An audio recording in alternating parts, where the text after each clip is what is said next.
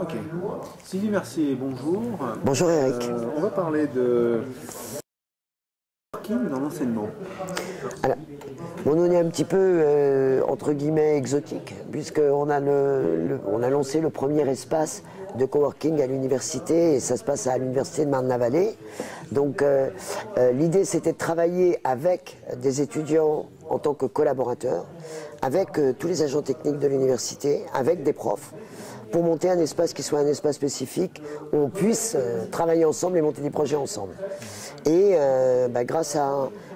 j'ai oublié la collectivité qui nous accueille, qui est le Val d'Europe, qui a aussi été partenaire de l'opération.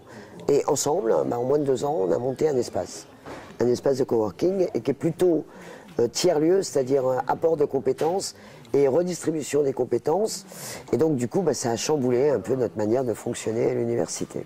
Cette manière collaborative. Est-ce que chaque partie prenante, donc administration, enseignants et élèves, qu'est-ce qu'il vient y chercher et qu'est-ce qu'il y a trouvé? La première chose que... D'abord, il est venu apporter quelque chose. Il n'est pas venu chercher quelque chose au démarrage. Et c'est ça qui a été un peu novateur, c'est qu'on a voulu collaborer, c'est-à-dire je sais faire quelque chose, je vous l'amène. Et avec ça, on peut peut-être monter quelque chose qui ira plus vite, puisque j'ai cette compétence distinctive et que je vous la fais partager.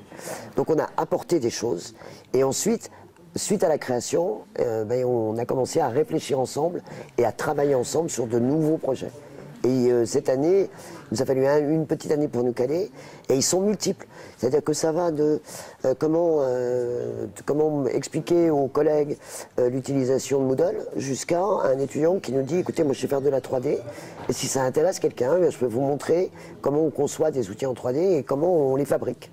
Donc toute cette année, on va fonctionner sur des ateliers binômes avec celui qui a la compétence qui va, cette fois-ci, la passer à d'autres.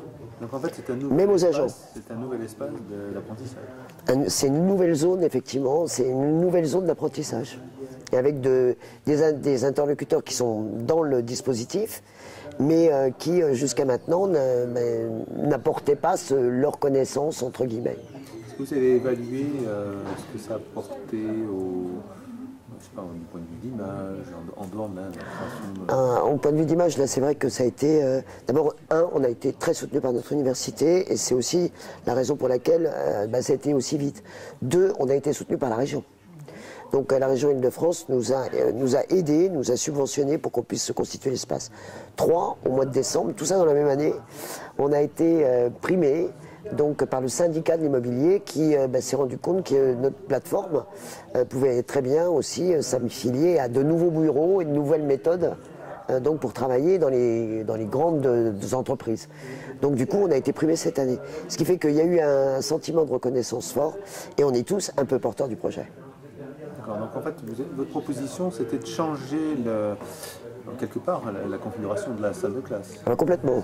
C'était comment est-ce qu'on peut partager des choses ensemble, et finalement c'est arrivé à ce que au moment de la révision des maquettes, on travaille autrement, et notre master en ingénierie passe master en innovation, et il y a vraisemblablement une relation de cause à effet. Est-ce qu'il y aura d'autres prolongements de cette expérience? Non seulement il y a d'autres prolongements, mais en fait il y a de nouveaux produits, de nouveaux services qui sortent de cet espace, et là on est en train de travailler sur un Fab Lab de services.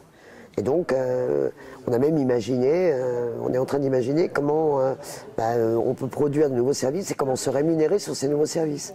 Comment est-ce qu'on ouvre tout ça? Donc bon, c'est des grandes pistes de réflexion. L'idée, c'est qu'on essaye quelque chose, on n'a pas eu peur, et donc à partir de ce qu'on a essayé, de ce qu'on a vécu ensemble, et pourtant on a des étudiants qui changent tous les ans, mais on passe le bébé, et avec d'autres intervenants, on continue et on avance. Pas toujours facile, mais on essaye. Just try. Merci.